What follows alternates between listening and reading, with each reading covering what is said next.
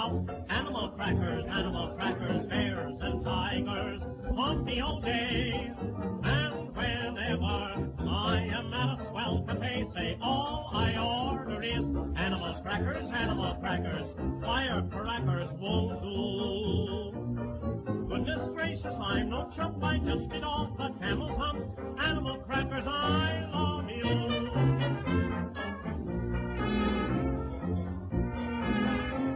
I went to the animal fair, the birds and the beasts were there.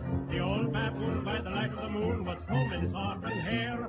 And the monkey, he got drunk and sat on the elephant's trunk. The elephant sneezed and fell on his knees, and that was the end of the monk.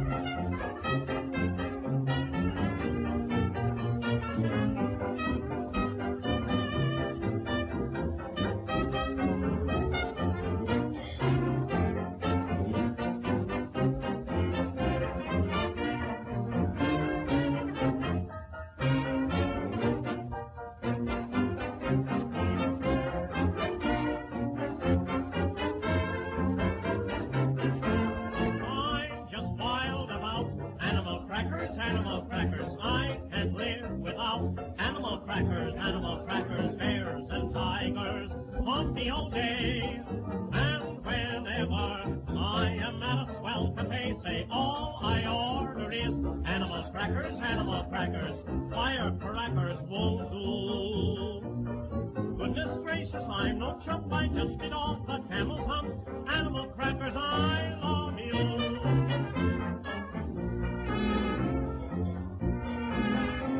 I went to the animal fair, the birds and the beasts were there. The old baboon by the light of the moon was combing his auburn hair. And the monkey, he got drunk and sat on the elephant's trunk. The elephant sneezed and fell on his knees, and that was the end of the monk.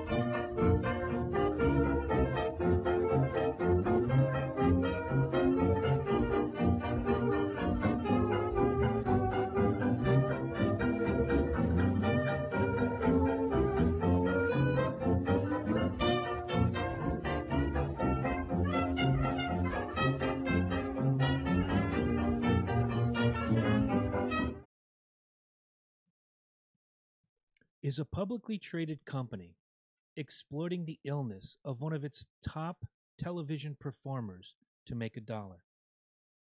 Is the laughingstock of the NFL for the last 20 years poised to take over the reign of the big, bad Patriots? And is cutting the middle of your ear out to make yourself look cooler the next big thing? These questions and more we answer tonight on the Loki and Jabroni Show.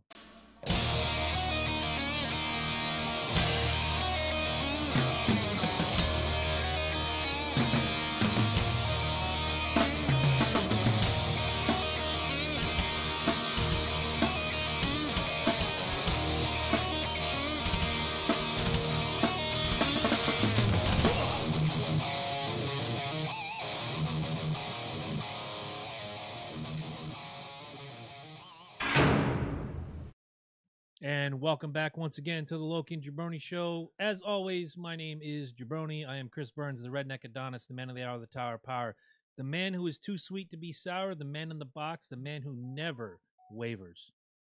Is Eddie Focus. you forget your cue every goddamn week. It pisses me off sometimes, but I forget my cue. yeah, I know, I understand that. And conspicuous by his absence is the one and only Loki Michael Smith, suffering from a little bit of a back injury. We're not quite sure if he's going to make it, but in his place we have silent but deadly Randy Orton in his chair. And man, let's just go with you, man. What's on your mind this week? Well, a little sad news in the horror world. John Carl Buchler just passed away from pancreatic cancer.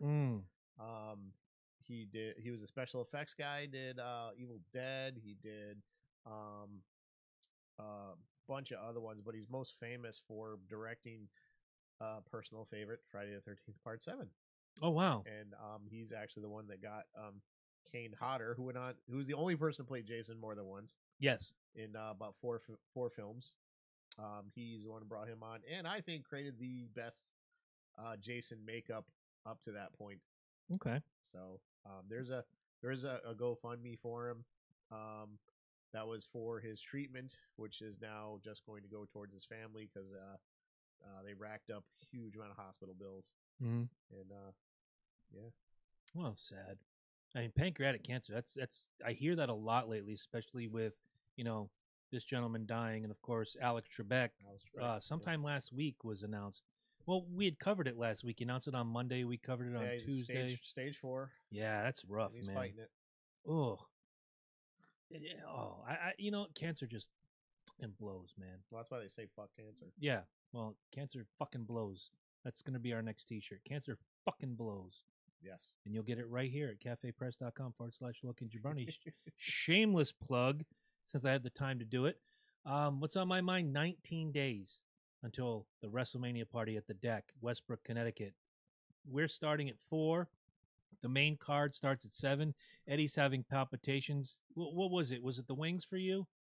All of it. I know that Loki loves the wings. The chowder was amazeballs, man. Yeah, I don't. That seafood platter thing you got there. Yes, sir. Really good. So. Oh my lord, won't be doing that again this year. That weighed me down something fierce. Dude, that's a lot of carbs, man. Yeah, but you know what? I enjoyed every last delicious bite of it. And Tim, Louie, and the rest of the crew at the Deck are waiting for us. We're going to have a good time. Tell your friends. If you know somebody who likes WWE, we're going to talk a little WWE tonight. Chicken and seafood's not your thing. They had like crazy steaks going on there. Steaks, really the good. burgers are fantastic. Yeah. I'm looking forward. I picked out a burger last time. I hope I remember which one it is when I get there. We were there for SummerSlam in August. When we get back, I want to pick out that burger and just enjoy myself. I weighed myself down, man. If you go down there and you get that fisherman platter, A, you're going to love it. B, you're not going to leave your seat for the next 6 hours because it weighs you down, but it's so delicious. Can't say enough good things about the food at the Deck. You'll need to go upstairs to their outside area. Oh, so beautiful. To take in some air from all the delicious food. That's right, overlooking the beautiful Connecticut River. And come back and enjoy more wrestling. Now, quick question. The boats can come in and dock, and they can walk up, and they can come to the Deck. Are they going to tax the river now? Are we going to have tolls on the river for the boats? Is that what we're leading into in this day and age? I don't know what they're going to do next. It's fucking silly. Now they want to tax heating oil. Well, there's a presidential candidate that is talking about I don't know if you've ever heard of a value-added tax. Mm-hmm. Yeah, talking about doing that. Oh, Jesus. So that's federal. So that's in addition to the sales tax you're Oh, already paying. fantastic. So you buy your hot dog from your favorite little eatery there, you're going to pay your 6.35 or whatever it is. Mm-hmm. And then you're probably going to pay another, like, it's federal government, so 10 Oh, Jesus. so or whatever. Well, it's going to come to the point where the government's just going to hand out food because none of our dollars that we make is going to mean a damn thing anymore. Somebody's done that before. Who has? Tell me. Stalin? Oh, yeah. How'd that work out for him? It didn't. It didn't work out. Fucking communism. But yeah, the whole tax thing, it's driving me nuts. I know coming up soon in Hartford, we record out of Connecticut. If you're watching us around the country, around the world, first of all, thank you for being here. Second, we're getting taxed out the ass in this state. Yes. It's fucking killing me. And We record out of Connecticut. The scary thing is we don't have it the worst. No, but look it up. Every time we turn around, since Governor Malloy Jr., otherwise known as Ned Lamont, who went on this platform of change and reform and all this bullshit, comes in and does exact same thing as the last damn governor. Even better. They said he was going to do it. Oh, of course. And again. And you know what? This toll thing, here's the thing, too. This toll thing's not going to bring in a lot of jobs either. Mm-mm. They're all electronic. Of course. There's not going to be any toll booth people or stuff like that. You know, so I was having a conversation with my friend Bruce. Unfortunately, I took a car ride with Bruce on Friday, which I will not speak of here. I'll just tip my hat. And, yeah, that's all I'm going to say about that. He's been a friend of mine for a long time. He's family. Mm-hmm. So, you know, we were talking about the tolls. And they're proposing every 12 miles on these highways, except 395. Ironically, right? Which is good for me, but fuck everyone else. Yeah, fuck everyone else. So you have this system where no matter what interstate you get on, you're fucked. Route 2, kiss a dick. 84, kiss a dick. 91, hey, kiss a dick. 95, well, of course 95, but I remember back in the day when I first came to this great state. There was a toll at the beginning of the state. There was a toll on the Mohegan Pequot Bridge. There was a toll in Plainfield. There were, and I'm just thinking of the major roadways here. I want to say there was a toll somewhere outside of Waterford, give or take. Right, you know the spot. I think around Flanders. Yeah. Thank you. Four Corners there. There were tolls, but it was 35 cents, 30 change in, move along. As you know, and then they did away with them. Yeah, that's when they started the gas tax. What That's what the gas tax is I know. For. Now what they're telling me is, well, if you don't, they're going to send you a bill. Good fucking luck. Great. You can't register your car. You don't pay your toll bills. It's right. It's more extortion. It's exactly. more theft. Because, say it again. Taxation is theft. Exactly. 1,000 fucking %. But, we got from the deck to tolls, and I don't know. We got federal government that takes like $4 trillion a year. Still not enough money. Yeah, I mean, how much fucking money do you... How about you stop misspending the money that everybody else has paid already? People need to accept realities. These pensions, whatever the fuck Connecticut's trying to fix, mm-hmm. They're not getting paid. No. It was never a sustainable model. Nope. You need to eat it. You need to sell them off privately. Yep. That's all they're trying to do.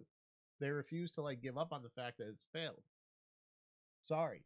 Yeah, some people are going to lose money, but what else can that's what they'll say. What else can we do? How about not misspending? How about not giving yourself a raise when it's unwarranted? How about not just appropriating funds for the wrong thing?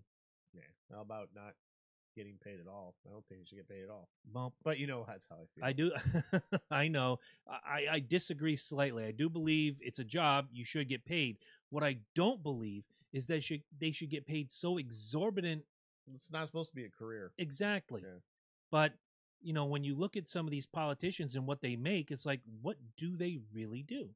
Actually, just the other day, freaking Blumenthal was up by my way there. Sorry. Crying about some bridge project that got canceled because because Trump's cutting funding to Don't blame it on. Oh. I'm like, well, if the state wasn't so fucking broke because everybody's moving, Yeah, you could fix your own goddamn bridge. Exactly. Chris Murphy can walk all over this goddamn Oh, state fuck Chris all he Murphy. wants. No, and that's where I'm going. Doesn't He even can live walk. in Connecticut. He can walk all over the state all he wants with his little tan baseball cap and his gimmick shorts and whatever. What has he done to improve the state? Nothing. What did Blumenthal do to improve the state? Yeah. Well, I suppose you could, some of the stuff he did as Attorney General, I guess you give him credit for, but Horseshit, horseshit, and horseshit. as a representative, I don't buy it. I don't buy it today. I don't buy it tomorrow. Murphy I'm not buying pisses it me next off because week. Murphy is not even he's not a Connecticut native. He's from New York. Well, all right. I don't buy the whole native thing. If you live a certain amount of time and you're a resident, I get it. Yeah, I get it. You shouldn't be a representative like first year resident. George Bush is the first one, the dead one, is listed as being from Texas when he was inaugurated. He grew up here. Well, he was born here. Yeah. Yeah. Spent a butt ton of his life here. So is W. Yeah. And where are they listed as? Why is he the only one with a southern accent? I don't know. Jeb kind of has that smooth talking New York gimmick going on. Jeb. Fuck Jeb. Lukewarm Jeb. It's like he's like that one flavor of Jello that stays in the cupboard nobody makes. Wow. What flavor would that be? Because pineapple or fucking. I mean, there's not a flavor of Jello I won't eat. Seriously? Mhm. Oh, you're Jello's the shit, and there's always room for Jello, motherfucker. Ugh. Easy peasy lemon squeezy. I don't have much on my mind beyond the deck, so I guess we should just dive right in. Let me ask you a question. I'm going to give you 3 doors, and you're going to choose door number 1, door number 2, or door number 3. I wish we had some game show music right now so you could choose. Hang on, let me call someone. What door should I use? No, there's no dial a friend here. Oh. Door number 1. Let's go 2. Door number 2. Okay, in case you guys been living under a rock and you're not a sports fan, Ed, you might want to sit this one out. This will be the solo crackola right here. Actually, I'll have you know, I filled out. You fill out a March Madness bracket at work. There's a $5 buy-in, and yes, they're doing it. I filled it out. Who'd you have winning? Who'd I have winning? Yeah, Michigan. The fuck is wrong with you? What? Duke. No. Duke. Going Michigan. Never go with Michigan. I'm going Michigan. It's just bad for business. Going Michigan all the way. Anyway, and guys, in case you've been living under a rock, and if you're an NFL fan, you've noticed that the Cleveland Browns are making moves. Last year, when they drafted Baker Mayfield, they went forward. I mean, everything moved in the right direction for them. You're talking about an 0-16 team twice. And then they win, 4 or 5 games last year. Now they're making some really, really good moves with Kareem Hunt, Jarvis Landry, Odell Beckham, Jalen Strong, Devontae Mays. Not, with the exception of Odell Beckham Jr., these aren't top of the barrel. These are those guys like the Patriots would go after. Guys that are underutilized in the systems that they were in Green Bay, in Buffalo, in Tampa, wherever they were. And you bring them into the system, you make them a unit. And that's the Belichick way. So I'm not quite sure who Cleveland's coach is right now. We could probably Google machine that. But they're taking a page out of Bill's book. And they're going to be good. Well, here's the thing. Go ahead. You have to. Okay, so what? He's the genius. Belichick and Brady got maybe 1 year left. I mean, they keep talking about it. See, it's funny. 2 years ago, when the Patriots-Falcons Super Bowl, and we went over who we thought was the GOAT, I said then he's got 2 years left. Well, here we are 2 years later. He's got another ring. He's talking about playing another 2 years. Ugh. You just can't count that train out. Well, let's say, for the sake of argument, he does. Mm-hmm. So they're not stupid. They need to position themselves to take that spot because it's good. We've talked about this. It's going to be a whole new Patriots. Of course. You know, there's not the dynasty is going to have. I don't know if it's not Castles over. crumble, man. It's not over, but there's going to be a soft reboot.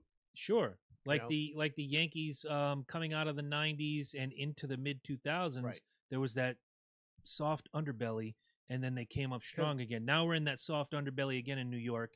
Because there might also be some players just like, I don't know, without Brady, I don't think we got it. They might go to other teams or whatever, and so another team needs to position themselves. Like we need to find that formula that the Brady Belichick dynamic had. Well, it's funny you say it like that is because in the last couple of years, I thought Kansas City was that team. The problem with Kansas City, and this, I said it to Nathan Hunt when I interviewed him on the tour bus some 2 years ago. And Kansas City went on an incredible run, went to the playoffs. Unfortunately, didn't cash in. And he said, "I believe they're doing all the right things." And since then, that was 2016. They've stayed consistent. They're not improving. They've stayed consistent. They improved, and then they kind of plateaued. Cleveland is on the hunt right now. Their defense is always good, even when, in the crap years, the 0-16. The defense doesn't lose a game by itself. The offense is expected to score points. Mm-hmm. If you can't score points, you're going to lose. The defense didn't lose those games by themselves. And if you look since 2009, and I don't have the list, but it is 16 quarterbacks deep. Think about that. That is 10 years, 16 quarterbacks deep that Cleveland has gone through since 2009 trying to find a combination. You can't just blame it on the quarterback. You can't blame it on the defense. You can't blame it on their shit kicker from a year ago who missed 4, like the guy in Chicago. All teams have a bad day. Cleveland's had a bad 20 years. Yeah. The moves they're making, and it started by drafting Baker Mayfield. They're making the moves to get to the top. They're doing what other teams should be looking at. They're not even doing what the Patriots did. They drafted well, which the Patriots historically have not. They did, they're doing what the Patriots do now, is they're taking like the island of misfit toys from every other team and saying, "You're underutilized. We've seen your potential. Come on over, play with us." They're basically taking the players that, you and Loki are like, sure, why aren't they doing this? Why don't they have this? And they're, at this point, like you said, it's 20 years of hell. So they're probably like, we got nothing to lose. Let's listen to the opinions. Sure. Now, there's a call coming in from Green Bay, Wisconsin. Should I plug him in? I don't have the gimmick. Sorry, not sorry. Bay, Wisconsin. Yeah, I don't know anybody in Green Bay. If I know anybody in Green Bay, Wisconsin, chime in on the YouTube gimmick and let me know who you are. Maybe I'll find the gimmick and plug you in. Going back to that statement, you look at teams that draft incredible every year, and Cleveland has had the number 1 pick for cripes, I don't know, 7-8 years running. Mm-hmm. They filled in certain holes, and now I just want to point at Odell Beckham, who is a superstar from the New York Giants. He's widely and publicly known. He has commercials, he has endorsements, he's all this stuff. When the Giants came up with that trade and Odell looked at it and took up the little contract and said, "Cleveland, fuck that, I'm not going." He has every right. It's in his contract. Odell Beckham knows something as a football player that many of us don't. So he took it. He went to Cleveland. Then you look at Kareem Hunt, who I believe was with Kansas City not long ago. You look at, I'm trying to remember his name. Jalen Strong was with the Titans. Devontae Mays was with Green Bay. Powerhouses. And they're all going to Cleveland. Why? They know something we don't. It kind of raises the question, and I heard this on SportsCenter on Monday morning. Is Cleveland the odds-on favorite to win the AFC this year, taking down the almighty reign of God and Jesus themselves, as in Bill Belichick and Tom Brady? Are we looking at the dawning of the new era right now? Maybe not now. I think they're positioning themselves for the future. I don't doubt it, because when you look at at the AFC, there's New England, there's Kansas City, and then there's everybody else. Cleveland is wanting to get themselves out of everybody else status and put themselves on that upper echelon. And I think they can do it. Not this year, but they can do it. Unless the Brady-Belichick dynamic doesn't work this coming year. Mm-hmm. That puts them in a position to pull ahead. Okay. That's what I'm saying. It's strategy. So you're thinking New England could crumble from within rather than, well, we lost Belichick, we lost Brady, all hope is lost. It's possible. It's happened. Yeah. You've seen it. Mm-hmm. A lot of football. So it's more likely to happen that way than how many players walk away on top, really? Very few. John Elway, Peyton Manning, cripes, I can't think of David Ortiz. Yeah. Very few. Most of them, they get to a point where it's like, all right, if I get any worse, right, I'm going to leave as the worst player in the I don't NFL. want to get released. I'm going to go out on my own terms. Well, not even released. So it's like you go in. What does he always say? You're only as good as your last season. You're only as good as your last season. So, like, thank you for remembering that. So Michael Jordan said this. Like, I want to leave when I'm up here. But he didn't. Not when I get older and go down. He came back though. He came back, and instead of being, up here, he was even 6 notches below. He was better than 60% of the league. Yeah, but he wasn't where he was. Exactly. For him, being better than 60% of the league means 40% was ahead of him. Yeah, and I'm sure that bothered him. But that's what happens when you take time off to play baseball. Yeah, well, and then you can't stop gambling. Well, No disrespect to MJ, but he had some weaknesses. It does. Everybody has weaknesses. Anybody who says they don't, are a fucking liar. Yeah. So I mean, look at entertainment. Look at some of the actors. Like, look at We'll take Al Pacino as a perfect example. Bring it. Okay, Oscar-winning actor. Mm-hmm. Now he just yells all the time. Let's keep it real. I mean, you look at the Godfather films. He's calm, cool. Mm-hmm. Yelled a couple times, but now he's all, hey! Son of a Woman and Devil's Advocate started that whole thing. Yeah, that's the Pacino they want. That's Pacino now. That's not the Pacino I want. No. I want that quiet, brooding. He makes you care. He makes you respect him. He makes you fear. Yeah. So, same thing with people like De Niro now. Right? Top of their game. Now they're just like, fuck Trump. Right? Fuck De Niro. So that's why like Daniel Day-Lewis is retiring on top. Mm-hmm. He's a perfect example. So players, same thing. Here's the thing.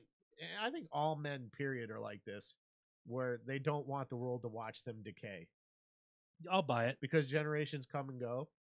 So let's say, God forbid, something happens to us, we die early. Right. Then the kids are just like, they see the Brady on the decline. Wow, this guy fucking sucked. I don't understand why Daddy liked this guy. But they didn't see everything that came before it. Exactly. They read about it. Think of and you and I know stats can be fluffed. Sure. So you and I are big music fans. Think of an artist that was huge, like top of the mountain Jones. And the more they put out albums, the more they were just repetitive. They started to get like weenie, wussy. I can think right now, I was just listening Guns N' Roses. Well, that took 2 albums, but I buy it. Yeah. I mean, Guns N' Roses after, I think Use Your Illusion 2 was okay. Mm-hmm. But then the stuff came out afterwards. I loved Billy Joel. Loved me some Billy Joel. Mm-hmm. But everything after 89 just became lighter, softer, soft rock. When you want all the hits, you listen to Magic 102.3. Yeah. And it led off with River of Dreams or Middle of the Night or whatever the fucking song was. Yeah. Well, you lose your edge. And again, if Billy Joel had gone out in 89, mm-hmm. perfect. And I get it. When you go see an act like Billy Joel, I'll even throw Kiss in the mix. Kiss hasn't had a hit in God knows how long. They still put on great bombastic rock and roll shows, but it's nostalgia for nothing else. And I love Kiss. I'm sitting here throwing the knife in the hearts of the 4 gentlemen on that stage. Speaking of... Oh, dear God in heaven, here we go. Slight divert. Speaking of musical nostalgia. Go ahead. Coming to the Mohegan Sun. Kiss. Saturday night. Yes. Kiss, yes. A new group spawned from a group that you will know is familiar. The name of the group is... let's see if you can pick it up. This is the name of the group. RBRM. RBRM. It's spawned off from another group, which has spawned other groups and solo artists. Oh my that you and I both like. RB. And there was a movie about. RBRM. You got me. Ronnie, Bobby, Ricky. Mike. Are you shitting me? Ronnie, Bobby, Ricky. Yes, it's basically Belle Biv DeVoe with Bobby Brown that formed their own little group. And why can't they call... Okay, see, now here we're going to get into the... We were talking about the Cleveland Browns. Actually, that ship has sailed. We've said enough about Cleveland. But I totally agree, Cleveland. I think Cleveland's being smart in summary. I want to go back to RBRM before we close the door on Cleveland. Why can't they just call themselves New Edition? Is there some sort of legality? Is there red tape, legal tie-up? That's New fucking Edition. Well... Yeah, I don't think you can because Ralph Tresvant at least is not in it. He left and Johnny Gill came in. I get the whole... No. Bobby left and Johnny Gill. Gimmick Schneebitz, whatever. Ralph's always been there. Ralph has always been the front man. Does Ralph own the name? No, I don't think it's a matter of ownership. It's just not New Edition. Okay. It's Belle Biv DeVoe with Bobby Brown. Some argue that Kiss, who is playing at Mohegan Sun to a sold-out concert this Saturday night, March 23rd, is not Kiss because it's only Gene Simmons, Paul Stanley from the original group. Uh-huh. But they've survived for 40 years with multiple lineup changes. Pink Floyd still tours the world. It's David Gilmour and backup band. Come on. But You can call yourself, in my opinion, if you have 4 of the 5 original members, New Edition. If you have 2 of the 4 original members, you can call yourself Kiss. If you are one of, I don't know how many people were in Pink Floyd, 75? Every time I've gone and seen them, it's like the endless parade of musicians. Now do Chicago. They still call, exactly. Chicago, Menudo, Pink Floyd. David Gilmour is running around the country calling himself Pink Floyd, but it's David Gilmour and backup band. Yeah. I think RBRM has every right to call himself New Edition. I think Kiss is, of course, going to call themselves Kiss. I can't think of any other band, really. Bobby, Johnny, and Ralph did a trio, and they called themselves Heads of State once. Okay. And they performed that way.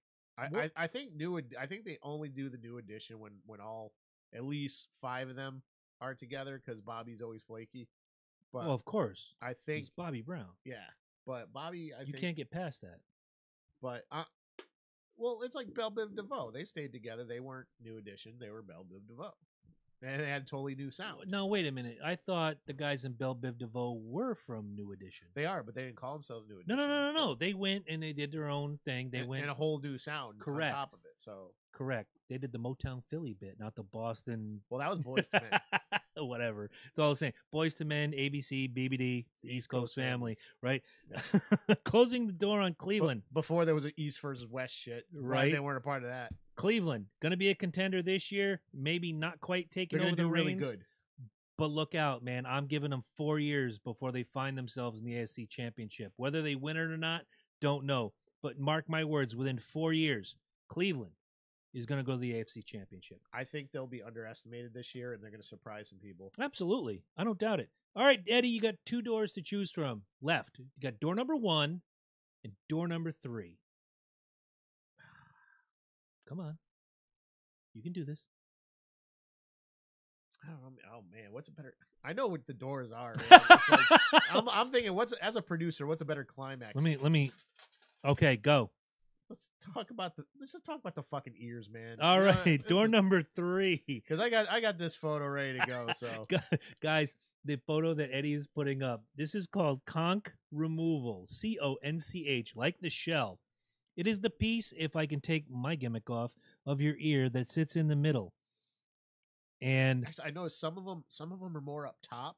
I did see the lobe there. Yep. I think some people are removing their gauges and just leaving the hole. They're stitching the hole. Here's the thing. Years ago, the whole gauge and the earlobe thing became hot.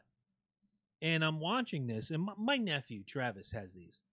And I look at him, I'm like, dude, you're mutilating yourself. Well, calls me Gunkle, has since he was little. It's a family thing. He said, well, Gunkle, you have tattoos. Isn't that mutilation? I'm like, no, because I can actually run my hands over my skin, and you know what it feels like? Skin. The more you make these Coke can gimmick things in your ears bigger, they look like punching bags. So when you're 60, you're holding that grandbaby. That grandbaby decides it wants to be Rocky Balboa. Or eventually we're going to have a president in, say, 2045, 2050 that's going to have earlobes down to their nipples. Now you have to explain to people, why does the president have earlobes down to their nipples? Because they mutilated their fucking body to get it. Because at one point, it was cool as shit, wasn't it?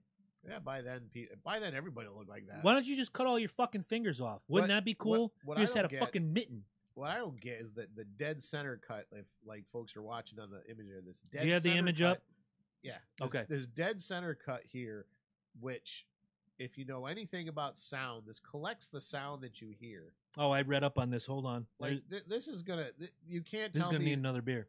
You can't tell me that this doesn't affect what you're hearing. Okay. I don't believe it. Now, the thing I read, and this was from the Sun out of London, England, where this trend is starting to form.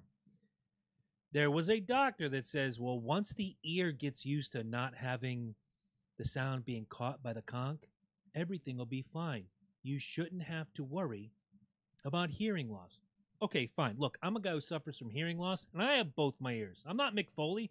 I had included at the Super Bowl party where he's 6 inches from me watching Patriots Falcons saying something to me, and I'm nothing. Yeah. Get me on my right, and I'm like, huh? What? Oh, yeah, okay, yeah, cool. I'm sure you'll be able to hear, but the sound's gotta be distorted in some way. It's Because it's moving past the eardrum. It's a new now. thing. I would like to revisit this in maybe 6 weeks where a doctor will chime in. But what I don't want as the father of a daughter and a stepdaughter upstairs is for my daughter to bring home somebody or my stepdaughter to bring home somebody who, if they get on a roller coaster or a bicycle, become a human fucking whistle. Hey, Logan, would you like to go on the roller coaster? Sure, I'd love it. I see what you did there. Fucking stupid. Why would you, again, there's nothing, no trend, no fashion, no woman, no amount of money. Well, let me rephrase that. No amount of regular people money that would entice me to cut the center portion of my ear out. I guarantee, for some reason, I guarantee guys that do this are going to get laid a lot. Oh, right now? I don't know why. You know what's going to happen when they're old? What keeps growing as you get older? Your ears, your nose. Yeah. So they're going to have these big satellite dish freaking holes. Good job. You're not thinking about the future. You're thinking about a trend. I'm going to be like, hey, Grandpa, I'm going to walk up and I'm going to hang my drying shirt right off his ear. Wouldn't that be cool? Like, can I put this here? While Grandpa's sleeping, you put a zip tie in his fucking circle right there. Ryan Springer chimes in. Do your ears hang low? Do they wobble to the floor? Oh, my God. Nice. That's the kind of stuff we need here, right here on the Logan What you do, Show. you wait till like Thanksgiving morning when the three grandpas fall asleep in the chairs watching you zip football, them all together. You tie them all together. And then you get behind them and you scream, "Oh my God, he did it!" They all, like, even better. You zip tie them to the chair, so as you scream that and they get up to run, their feet come out, their ass hits the floor. Now they're broken hip Jones. First of all, the Loki and Jabroni show do not encourage this kind of behavior. If you cut your ear out, yes, we do. Oh, Jesus. Horse shit to the... Where's... Is it this one? Horse shit. All right. Oh, wait. Continuing on. Gotta turn it off. I mean, honestly, it's just another stupid trend. I mean, I thought, or bank. Same. But just in a couple short weeks is the Eternal Flame and the Goddess of Love's birthday, and I've arranged for her to get. She always wanted one of those, either on the side of the ear or behind the ear tattoos. It's already arranged. Go see Dave Klobuchar. It's Sublime Ink, Groton, Connecticut, former sponsor of the show. Still love the guy. By the way, Dave, tattoo looks great. I'm healed. It's all good. No, that's mutilation. No, it's not mutilation, motherfucker. I can still, when the ink was coming up in clumps, yeah, I would have bought that. But oh yeah, the ink. Yeah, you remember that? Get out of my fucking house. Anyway, but I just don't get it. You want to make a statement? Cutting the inside of your ear out is not it. When I was, I want to say 16, I got my earrings for the first time. My dad lost his shit. And here I am at 46. My ears aren't drooping to the floor. I haven't gotten cancer. The one thing my dad worries about, and I'm going to say this is a direct quote. People who wear earrings are fags. Keep in mind, I was 16 in 1987. So that was the... Do you think he wouldn't say that today? Oh, I think he would say it yesterday. Yeah. I think he would say it next week. Yeah. But the thing is, the trends are going to happen. Whether it's the hair, the clothes, the whatever. And there's a lot of trends that have gone on in the last 10 years that I've rallied against, but I see it now. And I say, I get that. The faux hawk. Hated it. But you want to do it? Do it. Didn't hurt me. Didn't hurt you. If you wanted I used to have one. There was the girls who used to do the dermal piercings, which, again, they still do. Yeah, that's the whole thing. Okay, fine. I had a friend with them. One here at like 3. Sure. Young lady I knew had them on down through here, on the collarbone. Fine, do your thing. It's not like you're expanding your body like with these Coke can gauge fucking things. Every time I see one, I worked with a guy named Luke about 2 years ago, and I would wait for him to be sitting down, and I would take a padlock and sneak up behind him at clip. Like, when you're ready to take those out, I'll give you the combo. Done. and we had fun. And it was I just told him, I was like, this is going to be stupid. Someday you're going to regret this. And I see some people around town go down to your local Walmart at any particular point in time when they take these gauges out for whatever reason to clean them, to get a new one, to make sure the next big neon green fucking hockey puck that they put in their ear is awesome. All you see is 3 inches of just this skin. It doesn't look much different than this shit. I Really. don't think, and if there's a doctor in the house, tell me I'm wrong. Does your earlobe go back to normal, or does it just fucking hang there for the rest of your life? Because believe me, in 2045, I'll say this now. If there's a president who's got those big Coke can things in his ear, ladies and gentlemen, President Smith. No offense to Loki, that's his last name, but it's a very common name. And he's got those Coke can things. He's got the suit and tie, a faux hawk, and gauges. I'll be the one that assassinates the president. I'll be the first presidential assassination attempt and or successful guy since either Oswald or Mark David Chapman. I'm going to be that guy because hell no, I'm not going to let some punk with a tattoo up to his fucking chin and gauges this big. I don't give a shit how smart he is. You're representing all of the people, not just your fucking snowflake, liberal, bitch-ass friends, whatever. I knew this was going to be a hot topic. Son of a bitch. I want nothing to do with assassinating a president. Just putting it out there. Look at that picture, though. Look at it. Yeah, it's. If insane. you have a friend who does this, zip tie his ears or 4 hers. 4 or 5 years ago, that trend started where people are giving themselves horns and stuff. Oh yeah, under the skin. Yeah, installing the whatever it was, and giving Fucking themselves stupid as shit. Giving themselves fangs, like Mhm. actually installing Yeah. fangs and stuff like You that. know who can get away with that? David Heath. You know who David Heath is? You remember doing Constitution State Wrestling #1? Gangrel. Yeah, You know why? Because he makes a living playing a vampire. yeah. That's okay. If you work at your local, quick, give me a job, any job, Grocery store. grocery store. Do you think I want to walk up to the line and put my stuff down, doot, doot, and look up and say, you see the name tag says Lestat and he's got fucking fangs? Hell no. I kind of do it. That sounds cool. Dress for the job you want, not for the job you have. Having said that, I'll never walk into my job dressed as Batman. I knew that was coming. I'll never walk into my job dressed like Shawn Michaels or Gene Simmons. However, I will say that the way you present yourself makes a world of difference. And believe me, you guys are 20, 26 now, whatever. There's people that when you go in for those jobs are going to say, nope, we have a policy. And then you know what the libs are going to cry? Oh, that's discrimination. You can't do that. Yes, we can. It's in our policy. It's in our written rules right here. Basically, our constitution, if you will, for each job that says you have to present yourself a certain way. Mm-hmm. I don't give a shit if a guy gets elected president and he's from the shoulders to the wrist, tattooed Jones. I don't give a shit if he's tattooed on his chest, his legs, his ankles, wherever. When you put that suit on and you assume that role, whether it's president, governor, bank manager, what have you, look the part. I'm tattooed. I have several friends that are tattooed. I know several people all over this great country tattooed. Ryan Springer right there.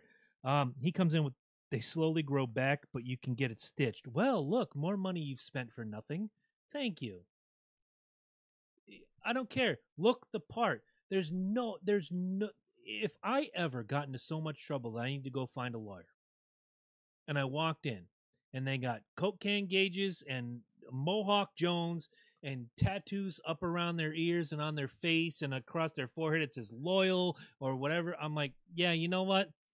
I'm going to go down the street to Marquis Salamone Morelli. They'll get the job done. Thank you, fuck you, bye. I'm not listening to you. Because then now you have to go in front of a judge. And heaven forbid if I ever showed up in front of a judge with gauges and tattoos, I'll be like, you know what, just put me under the fucking jail. There's nowhere for me to go. Yeah. Because I'm going to disrespect you from the moment I see you. Again, yes, judge people on the inside, not on the outside. But hey, it's what you present. First impressions. It's what you see first. Exactly. First impressions mean everything. And if it's cool for you to hang out at the vape shop with a fucking ring in your nose and 40 piercings in your ears and these big fucking gauges, enjoy. The rest of your life is going to be spent working at Taco Bell or on some construction site. I mean, let's keep it real. People judge books by their cover. Of course. That's just reality. Of course. Well, You know? real books, not really, but Any book. Doesn't matter.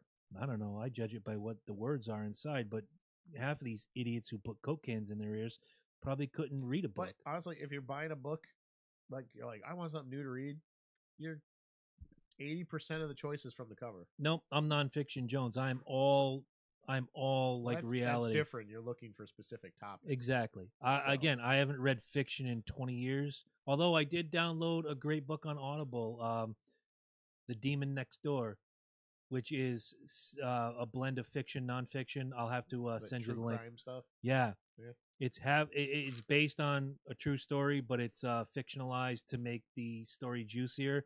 Can't wait to start it. I actually just started an Audible. So did I. Yeah. Within the last week. It's great. Yeah, because there's like a shitload of nonfiction books I want to read, but Right. I don't want to read But them. you know me, So- I love to read, but those long car drives that I do every freaking day, sometimes it gets to you. I listened to Chris Jericho's last book on Audible. Fantastic. There are books that I've wanted to read, can't find them in my area. Download them, boom, done. Yeah, It's so awesome. There's a couple books I wanted to cruise through that I don't want to sit down and read because they're kind of long. The Politically Incorrect Guide to American History and Basic Economics. Right. Riveting titles. Well, the next one I want to get, and I'm waiting until he narrates the book himself, is Ben Shapiro's new book, which just hit today. I saw the thing come up. Yeah. And he just released The Right Side of History, which I'm looking forward to. I've never read any of his books. I don't always agree with Ben Shapiro, but lately, brother's been making sense. It's funny about him. He's had I don't know how to describe it. He almost had an awakening. I mean, on foreign policy, he's still dead wrong. Do tell. I would say it to his face. He's still dead wrong. He's dead wrong about everything. I'd love to have you. You know what? I know I'm chasing a guest for May 7th, which is our 200th episode. What if you, in your free time, what little of it you have when you're not chasing zombies, writing books, or producing the best music podcast ever, which hopefully this week you guys will hear, My Journey with Music. What if you tried to chase down Ben Shapiro using your focus powers just to get him for a half hour? I could try, but I doubt it. I've tried, but I don't think when he reads my Twitter gimmick that it comes off as he only really. I think he only really reads blue check marks at this point because he has so much. He has so many followers for one, and he had so much anti-Semitic trash thrown at him. That's a problem. So he just kind of tuned it out. Like I just watched his latest speech, and he was reading a critique, like a website that was like anti-Ben or whatever. Yep. And like one of the first things is Ben Shapiro espouses authoritarian. How they put it? Christian conservative authoritarianism. As a Jewish man. And he just kind of stopped and he was like, he just bowed his head and he's just like, as a Jewish man. Yeah. I've noticed that in everything he does, he's got his he's an Orthodox yarmulke Jew. on. He's an Orthodox Jew. Every live appearance, the best one I saw recently was the girl who tried to call him racist, and he says, "Can you name to me one thing I ever said that was racist?" She started spewing some bullshit, and he says, "Okay, that's fine. Yes, I did say that. That was also 10 years ago. It was a He paper, responded to all of those. and he was you like know, a kid. tell me something I said that was racist." And the person walked away, and he addressed it. He goes, "Well, since you're walking away, I guess you don't want to continue the debate. I've already won. Boom, Yeah. done." Oh yeah, people have called him a Nazi. It's like, buddy. What the fuck? Yeah. Jesus, what is wrong with people?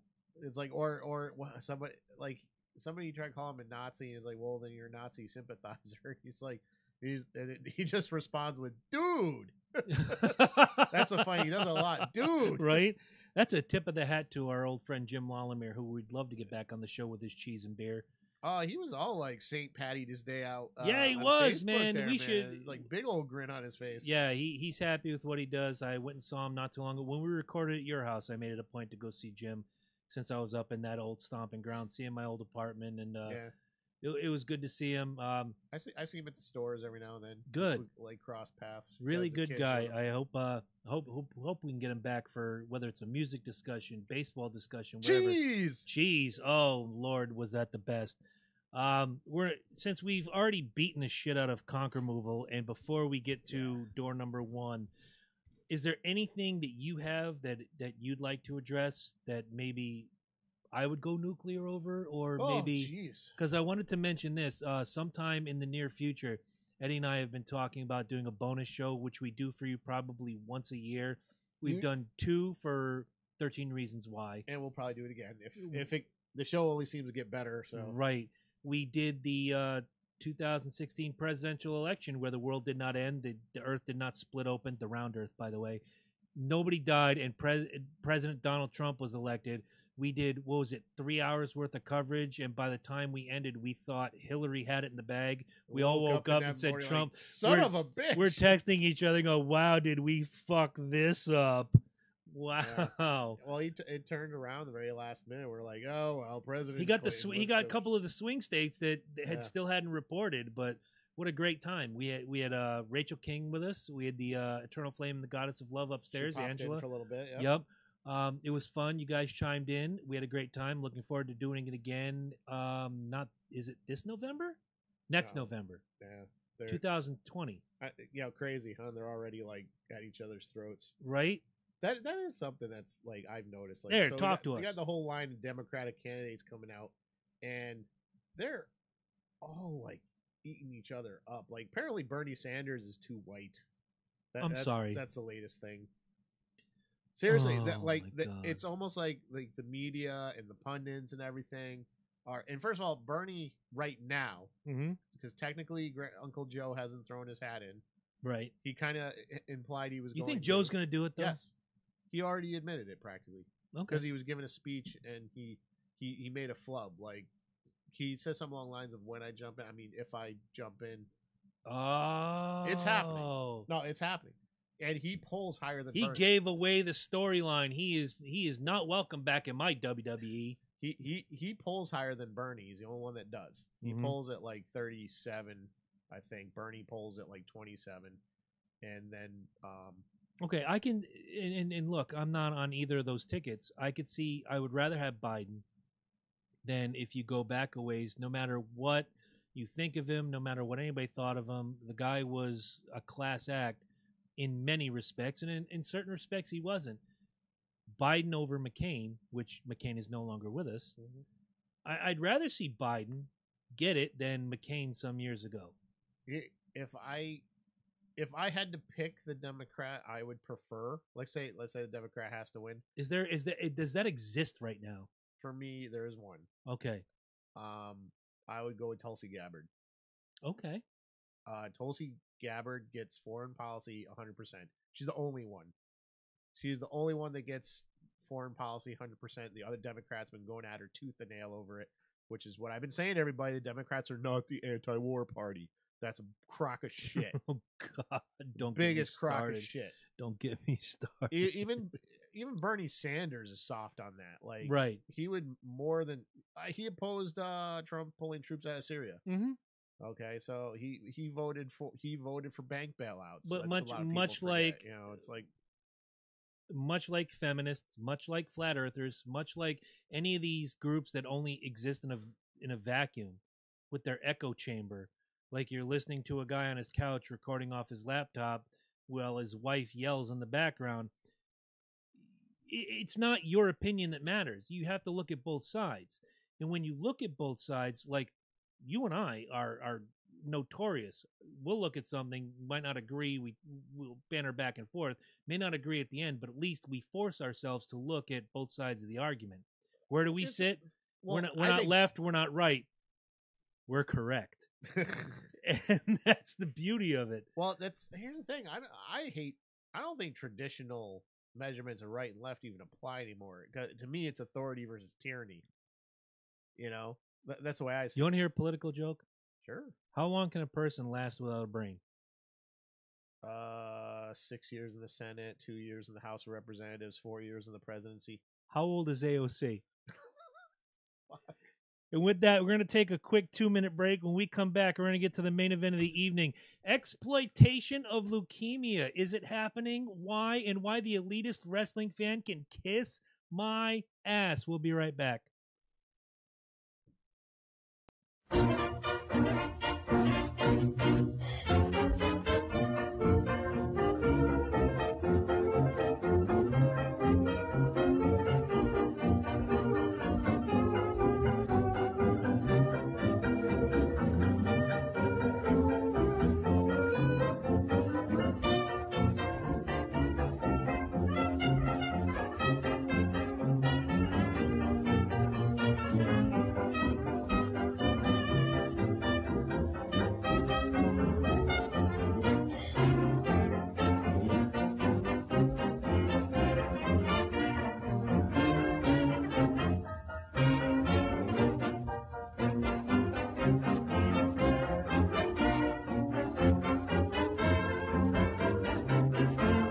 I'm just wild about animal crackers, animal crackers. I can't live without animal crackers, bears and tigers haunt me all day. And whenever I am at a swell cafe, say all I order is animal crackers, firecrackers won't do. Goodness gracious, I'm no chump, I just bit off a camel's hump. Animal crackers, I love you.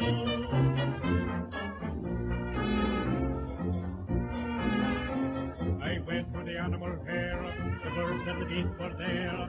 The old baboon by the light of the moon was combing his auburn hair. And the monkey, he got drunk and sat on the elephant's trunk. The elephant sneezed and fell on his knees, and that was the end of the monk.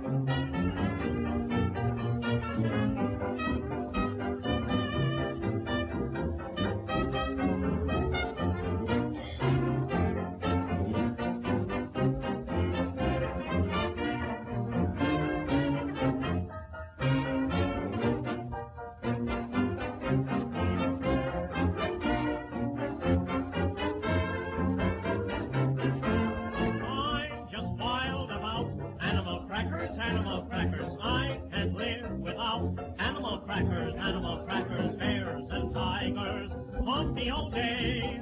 And whenever I am at a swell cafe, say all I order is animal crackers, firecrackers won't do. Goodness gracious, I'm no chump, I just bit off a camel's hump. Animal crackers, I love you.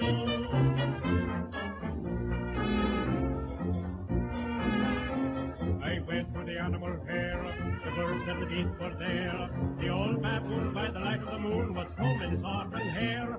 And the monkey, he got drunk and sat on the elephant's trunk. The elephant sneezed and fell on his knees, and that was the end of the monk.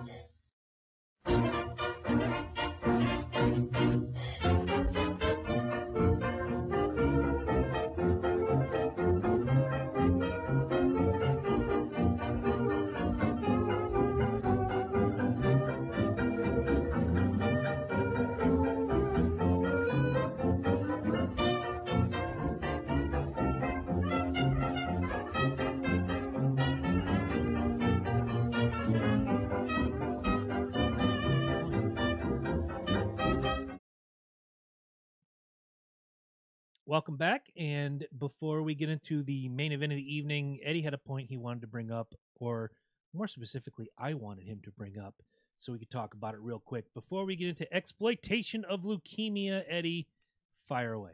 Oh, Alexandria Ocasio-Cortez. Yes, my favorite whipping post. Grilling the CEO of Wells Fargo because they financed a pipeline, saying that if the pipeline links or causes a natural disaster, do you think you should be held responsible?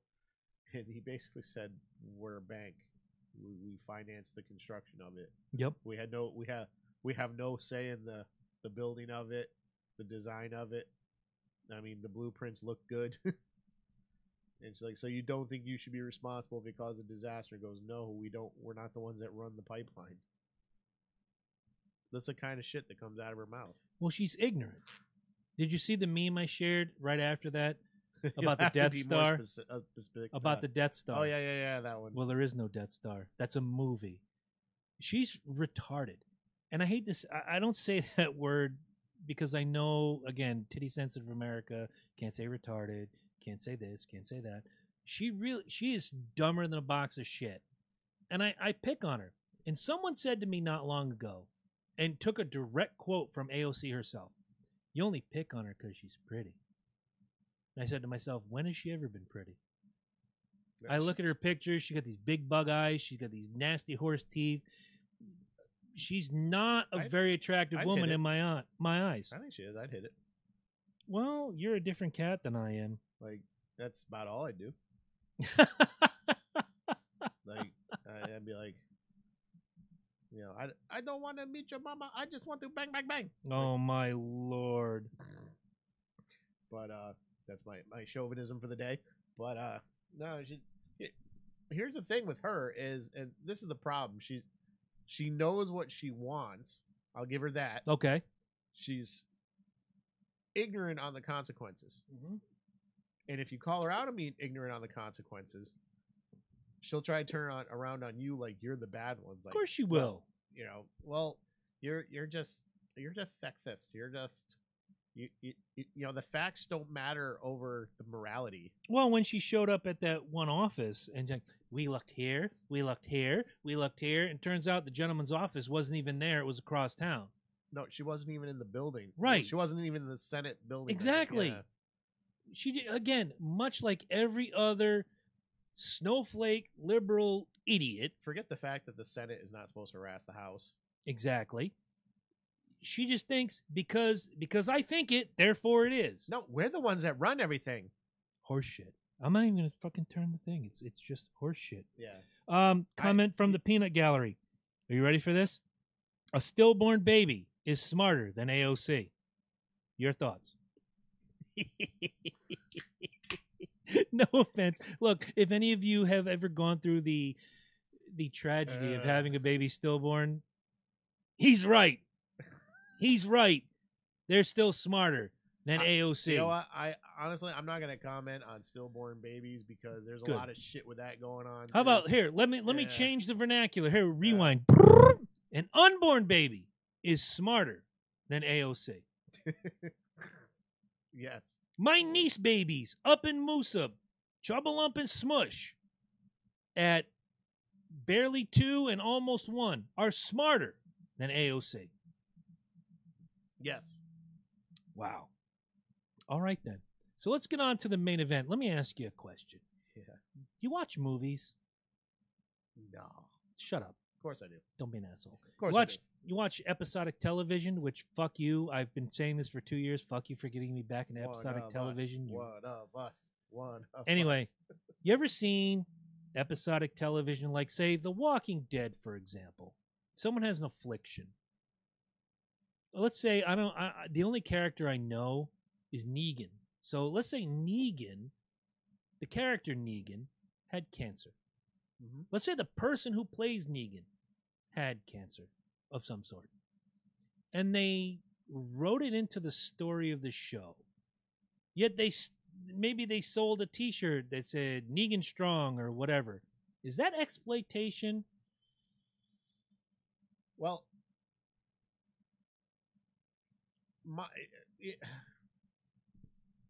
in a sense, yes. Not, okay. Not. Here's the thing. Not if Jeffrey Dean Morgan's the actor. Jeffrey Dean Morgan, who was not a if- subject on Dr. Phil the other night, which I laughed my ass off. Not if Jeffrey Dean Morgan is in on it, Mm-hmm. it's not exploitive to him. If he's in on it, He's not being exploited. good point by you. Moving on. I don't want to say. I don't like the word exploited, but you're definitely not respecting the audience or the product. I think. Now it's one thing. It's one thing to generate awareness of cancer, so that someone might be more inclined to drop the coins in the bucket or make a donation to whatever, which we would all encourage. Sure. It's another. April's coming up. We have our April fundraiser coming up. It would be another thing to smear a man who could be dying on TV like that. Sure. And people get kind of absorbed into the entertainment stuff. Continue on. I like where you're going. Take it very seriously, like Star Wars. Star Wars wasn't just a movie; it was a part of the culture. Now they're trash. But I love where you're going. But you know what I'm saying? Like it was baseball, apple pie, Star Wars. Keep it real. I thought it was Chevrolet with a mostly British cast. Baseball, hot dogs, apple pie, and Chevrolet. Well, I must have watched the wrong commercial. You know what? Chevrolet is a good example. Apple Computer is a good example of brands that ingrained into the culture and everything like that. So I know where you're going with this. So right. I'll let you take the ball and run with it. We've all watched television shows, movies, with tacky things. We watch actors play roles. Some of them who have honest afflictions, who they write it into the story. Connecticut resident Joseph Mascolo. Does that name ring a bell to you? Nor should it, unless you were a fan of the Incredible Hulk TV movies. Mm-hmm. He played Captain Tendelli. He also played Stefano DiMera on Days of Our Lives. They wrote his illness into the story. He was okay with it and walked it through. Whatever. And he passed away 2 years ago. While doing the show? He had to, when he took a leave of absence, some weeks later he passed. It was like real quick. The elitist members of the wrestling community, internet or otherwise, are crying the blues because Roman Reigns, yes, we've spoke about him before. Yes, we still have the hashtag #FuckReigns, is wearing a t-shirt with the orange, like his logo, but it looks like the orange leukemia ribbon about strongness and let's come out and fight this and whatever. And obviously, Roman Reigns is on board. Joe Anoa'i, if you will, the man behind Roman Reigns, is on board. What I'm hearing is it's disgusting how the WWE is exploiting not only Roman Reigns' leukemia, but Roman Reigns is okay with it, and all of you people are okay with it too. Now, I had a little bit of a jab earlier today with a longtime friend of ours who shall remain nameless. We've done his shows. And he says, well, it's tacky by wrestling standards. Now, I fought that with, tacky by wrestling standards. Let's think about what we're talking about here. Wrestling. Professional wrestling that you see on television.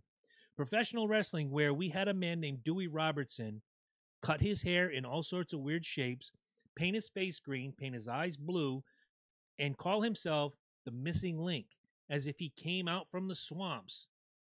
But that was okay. We had a man named James Harris, a big African-American man, paint his face, paint his pecs, paint his stomach, pretend he was a Ugandan headhunter, and called himself Kamala.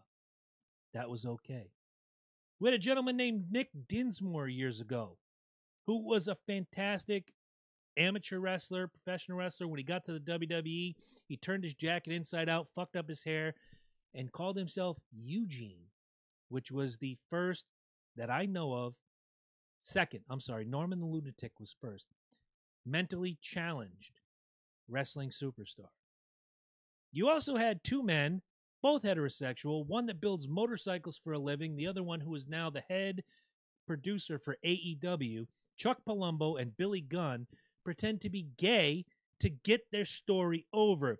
Tacky by wrestling standards? I say bullshit. Wrestling is about tacky. Yeah. Explain to me why I'm going to believe that a gentleman from East Texas has superpowers that come from a golden urn and can just rise up after getting his ass whooped and win a match 21 straight years at WrestleMania. Tacky? The Undertaker is tacky. All wrestling characters are tacky. Probably the only one is Ric Flair, because Ric Flair lives the gimmick. Whether that's real, imagined, or otherwise, Well, Ric Flair now lives the gimmick for the last 25 years. He's kind of he's tacky in a Liberace kind of way. Mhm. You know, that flamboyant look at me, woo. Sure. Was it But tacky? It's Was- supposed to be. Exactly. It's If it- if it- entertainment. If it's not, it's Billy Jack Haynes. Who's now a fucking crackpot, by the way. Is he? Oh. Watch some of his videos on YouTube, man. Oh, you'll lose your shit. I forgot where I was going. Oh, was it tacky when a 30-year-old man who came from the Hell's Kitchen of New York, who used to be biker, leather, full-on New York badass, decided, you know what? I've been asked to change my gimmick. I'm going to wear pink tights. I'm going to paint my face. I'm going to dye my hair, and started calling himself adorable Adrian Adonis. No, that was supposed to be tacky. Exactly. Wrestling is tacky. Let's be honest. That's why we love it. It's entertainment. It's Exactly. sports entertainment. But the problem here is what I'm getting is tacky by wrestling standards. Now, they have this shirt, and I've already explained it. It's like the Roman Reigns logo, but it's the orange leukemia. And I was following a car home today from Middletown that had the you've all seen them. They're either pink or yellow or whatever for remember whatever illness or soldier or what have you. Yeah, there's oh god, there's like dozens of Sure. ones now. I had one that was in black and white that said "Remember Dimebag" when Dimebag got shot. It said, leukemia awareness. First of all, I think WWE, Roman Reigns, Joe Anawahi, whatever, is smart for doing this. First of all, he came out on television and said, here's what's going on with me. Okay? Loki made a point last week before, said that, he's been out with leukemia, but he's also been filming a movie with The Rock. Does it mean I disbelieve it? Do I think it's a work? No, I don't. I think the illness is real. They're a publicly traded company. To do this would be tacky. However, if you remember 12 years ago, just before the unfortunate incident that happened with Chris Benoit and his family, they had a story where somebody murdered Vince McMahon. And they had a tribute show the next week. And then the third show was supposed to be his funeral. But unfortunately, Chris Benoit's tragedy, that whole family thing happened. They had to scrap it. There's Vince McMahon in the middle of the ring. Hey, guys, I'm not dead. But here's what really happened in real life. It's enter-fucking-tainment, as Eddie said. You want to talk about cheesy? Why don't we talk about, we just talked about the aborted death of Mr. McMahon. What about the time Ric Flair had a fake heart attack in the ring? What about the fact that The Undertaker back in 99-ish kidnapped Stephanie McMahon and tried to sacrifice her and have this dark wedding and all? Wrestling is tacky. It has been, it will be. No matter how much you try to shift it into whatever intellectual fluff bullshit you try, wrestling is tacky. And you know what? That's why I love it. There's no reason in any way, shape, or form that I'm going to believe that come WrestleMania, when we're at the deck in Westbrook, Connecticut, that a UFC fighter, a badass named Ronda Rousey, couldn't, with the two opponents in front of her, Becky Lynch and Charlotte Flair, couldn't just take this fist and take out Charlotte and this fist and take out Becky. It's called suspension of disbelief. If you think anything else, it is your time now to chime in and say, this is why I think it's tacky. Because beyond that, it's all internet wrestling community elitist bullshit. Eddie, I'd love to hear your thoughts. Well, Ryan Springer chimed in and said they had Saddam Hussein once. True. They had a Saddam Hussein knockoff. Yeah, but still. Same. That's tacky. Tacky. Tacky. Totally tacky. What about, I was at WrestleMania 10 when they interviewed a fake Bill Clinton in the stands. Yep. And he was in the middle of the blowjob controversy. Oh, yeah. Tacky. Listen. You know what? It's wrestling. It's supposed to be tacky. There's no reason for me to believe, and look, I don't know what his background was with fighting, real fighting. There's no reason for me to believe that Bam Bam Bigelow could have ever beaten Lawrence Taylor, because Lawrence Taylor was a street kid, and it should have taken 30 seconds. At WrestleMania 11, and I was there. It was a 13, 14-minute match. Mhm. Decent. If you were, he was a beginner. He one match only ever, Lawrence Taylor. You have to. That's what wrestling is a suspension of disbelief. If this person, Yes, one leg drop is not going to disable an opponent. no, and after you've gotten your ass beat for 20 minutes, all of a sudden you Hulk out and you're back. No, fuck. Are you serious? No, even a giant leg like that. No. No. However, I do believe one headbutt from Andre the Giant could have killed you Easily. Could have But killed me. Look at how many he gave to people. Oh. Like what he did. He did one where he hit. Didn't he hit Hogan from behind, then held on to his head? Yes, and kept. Yeah. Well, on the TV, that's what it looked like. I'm sure it didn't touch him hardly in the least. Oh God, no, because they destroy him. So here's the thing with the Roman Reigns, who's the subject of it. So we should probably stick on him. And obviously we've talked about them trying to force Roman Reigns into. They're trying to make him the golden boy or whatever they're trying to do, and they fail every time. Right. Is this now? I don't think Reigns is being exploited. I think it's a disservice to the audience. Right. Is Reigns exploiting his illness to try to get into that top spot? As much as for the WrestleMania. As much as I hate to say it, no. Because I think he takes his illness seriously. I think if we're in exploitation, he wouldn't have anything to do with it. When you look, and I have the matches that are announced for WrestleMania coming up, and Roman Reigns is not on the list. He has been challenged on the story, but nothing's accepted. He's not on the list. We have champion Brock Lesnar going against Seth Rollins, Universal Champion, I should say. Daniel Bryan, his fate is undetermined, but it's not going to be Roman Reigns because it's a different show. You know how they do with the two shows. He's not in the main event picture. So to use this as a comeback and say, well, he's just going to the top in WrestleMania and title gimmick. He doesn't have his thing, though, and you know this as well as I do. He doesn't have to be on the lineup. No. It could be a forced thing. Sure. Absolutely. And I'm not saying he doesn't take the illness seriously, but if you got something and you're struggling to get to the top, well, he's still human. The struggle to the top is interesting because they pushed Hogan down everybody's throats and everybody loved him. That was 30 years ago. But that's a kicker. Everybody loved Hulk Hogan. Exactly. So they ate it up. And then eventually everybody didn't love Hulk Hogan, and they shuffled. It took a while. Then they started with Bret Hart. People wanted Bret Hart, they gave him Bret Hart. Then they wanted Shawn Michaels, they gave him Shawn Michaels. Then they tried again. Force feed, force feed, force feed. The Undertaker should have been the hottest star for 15 years. But it was better for him to be the omnipotent creature over here. John Cena was organic. Oh, yeah. John Cena wasn't supposed to be John Cena in capital letters. No, they tried to make him like despised. Not in the beginning. He tried that. I think they wanted him to be the despised one, like he was the new punk on the street. Yeah.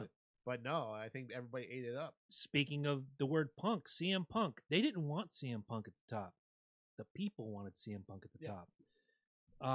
Guys like they tried to push JBL, John Bradshaw Layfield. And when he got there, it was good. He was a heel. People loved to hate him. You paid money to see him get his ass whooped. And when you got a good guy like Cena, and people paid, now you get to however many years later we are. Let's go Cena. Cena sucks.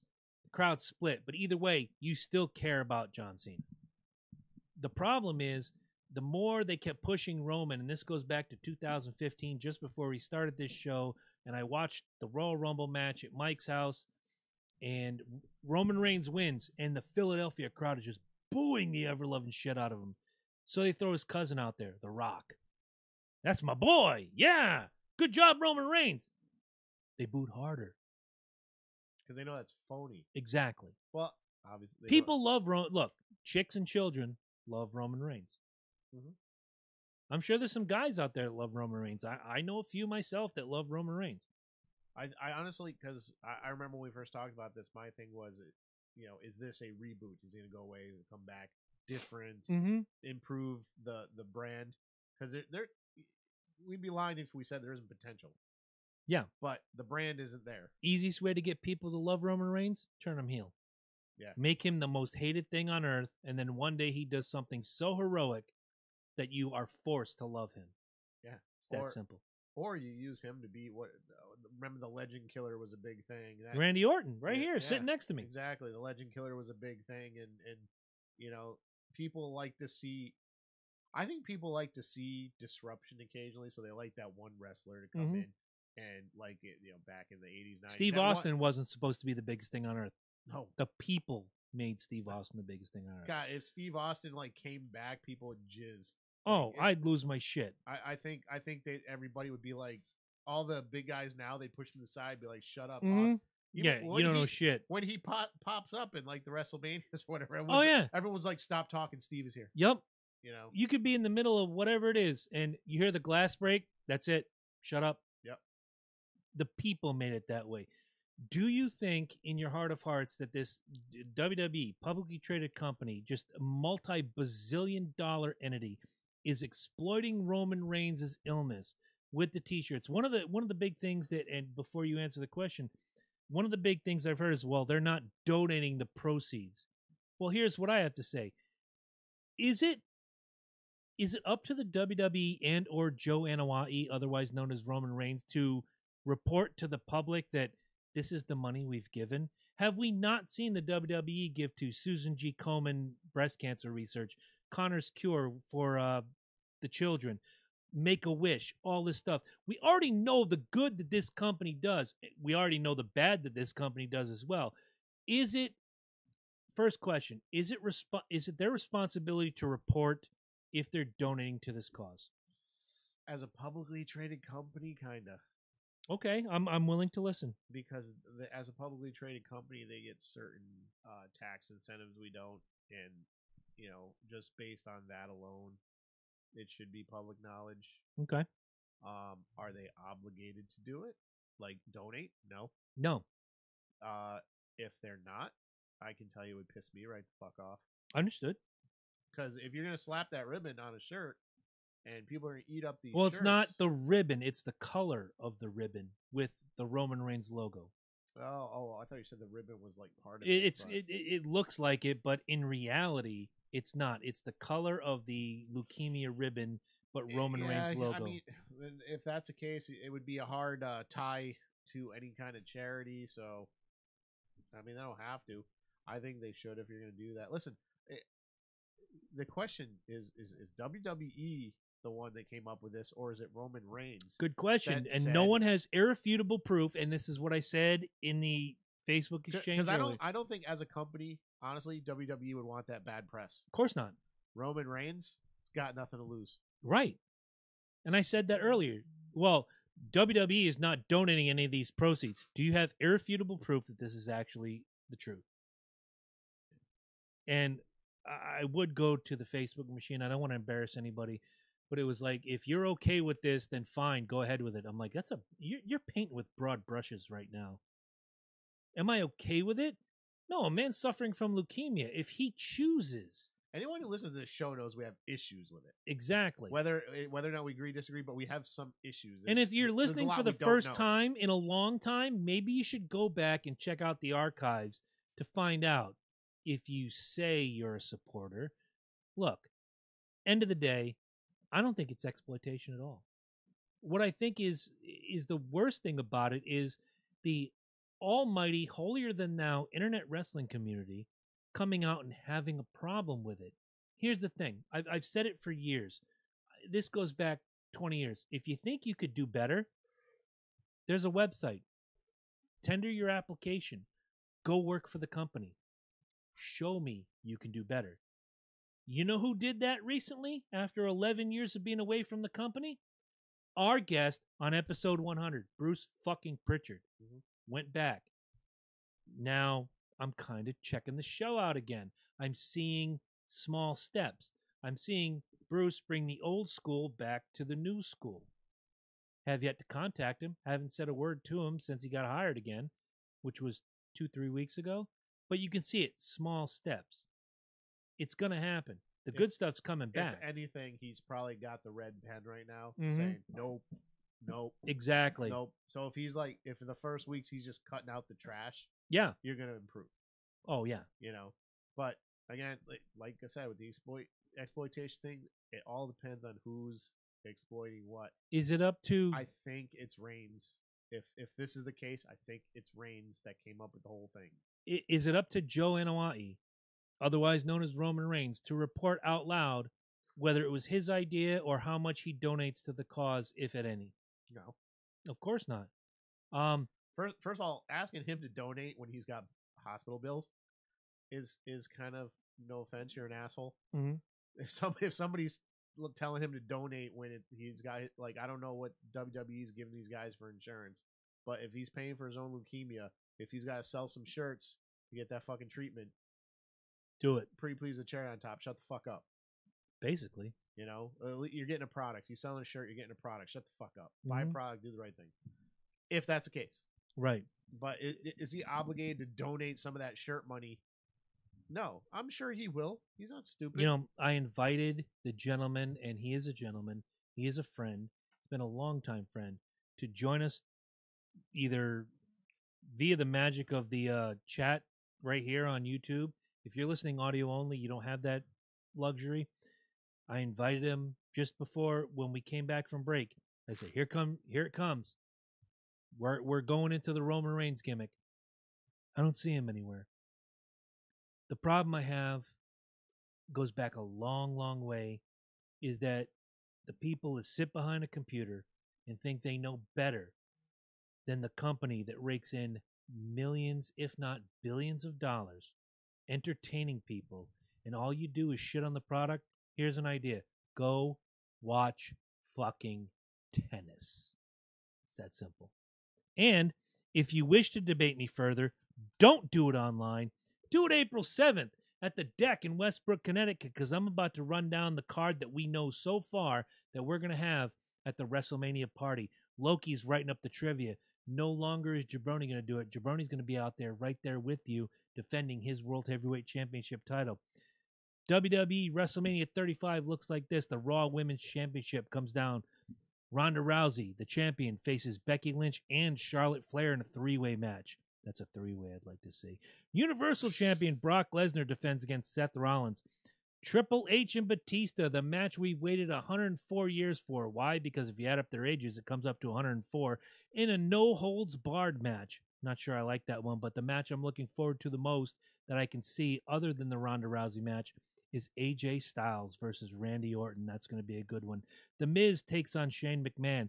Kurt Angle says goodbye in his last match versus Baron Corbin. The Cruiserweight champion Buddy Murphy faces... Nobody knows because the opponent hasn't been announced yet. And of course, the Andre the Giant Memorial Battle Royal, the only participant that has been announced is none other than the monster among men, Braun Strowman. Come to the Deck, April 7th, Westbrook, Connecticut. Drink specials, food specials, Loki and Jabroni, trivia contest. Going to be a fantastic time. And remember, you come to the Deck wearing any Loki and Jabroni gear, we'll buy you a drink. Amen to that. Where can you get that gear? You can get it at cafepress.com/Loki and Jabroni and pick out one of our many, many styles. Walk in wearing a bumper sticker on your forehead. I might buy you 2 drinks at that point. And if you're on Team Loki or Team Jabroni, you can get a Loki and or Jabroni curse word t-shirt. That's right. Purple hat for Loki, red hat for Jabroni. Yes, a lot of good stuff coming. Anything you want to pimp, plug, or otherwise push upon the people before we say goodnight? No, I'm pretty good. All right, I'm not. So I'm going to say it now. Coming not. up, shut up. Coming up soon will be the 3rd installment of My Journey with Music, is the 2nd installment of the ABCs of Me. Fantastic run through some of my favorite songs, going A through Z. I believe this time it was J through P. I can't be certain. Let me look over here. Hold on. It was J through R. So there you go. Now we have it. Secondly, tomorrow night, if you're listening on YouTube, if you're listening on audio only later in the week, C&J Speedway Review, the NASCAR podcast, is coming back with our recap of California. A great weekend of racing. Congratulations to Kyle Busch on his 200th win and Cole Custer for stopping it the day before on the Xfinity Series. And we're going to preview Martinsville, which I will watch none of because my daughter will be in town and we're going to be doing a whole lot of fun stuff. I'll be listening to it on whatever radio outlet has it, whether it's MRN, PRN, JRN, BBC, ABC, Gimmick Schnaebitz Fernum. BBC does NASCAR? No, but I'd throw it in there. Yeah. I'm surprised NASCAR has gone global. It was for a while. They had races in Mexico. They had races in Japan. They still do the Mexico race every year on the Xfinity Series. It's a road course, by the way, so you should tune in. They turn left and right. Don't believe it. Elitist asshole. Yep. Anyway, check those out. They're on Anchor FM, Apple Podcasts, or wherever you steal your favorite podcasts from. Don't forget, if you want to donate to the show, it is Patreon, patreon.com/Loki and Jabroni. Feel free. Do what you got to do. Soon we'll be announcing our April fundraiser. It may be a year-long fundraiser. I'm trying to tie some loose ends with the aforementioned Betty. And we're going to get, this one is going to mean a lot to us kids. Not that every other one that we haven't done hasn't meant something, whether it's Chad Hatfield and Team World Vision or cancer awareness or what have you. This one's going to be a big one. And it's going to be a big dedication to a very special young lady we lost this past week. So to all of you, from all of us, first of all, Loki, wherever you are, we hope you're doing okay. We'll see you next week. Loki hurt his back earlier this week, and we were unsure if he was going to be here tonight, and obviously Randy Orton took his place. Randy didn't say much. I'm kind of pissed off at that. I know. You usually can't get him to shut up on TV. Exactly. By the way, if you guys want to see a great promo, go look up Randy Orton, AJ Styles promo from SmackDown a week and a half ago. You'll have a good time. But for the rest of you, have a great night. Thank you for tuning in. And Eddie, got anything to say? Enjoy the week. Later.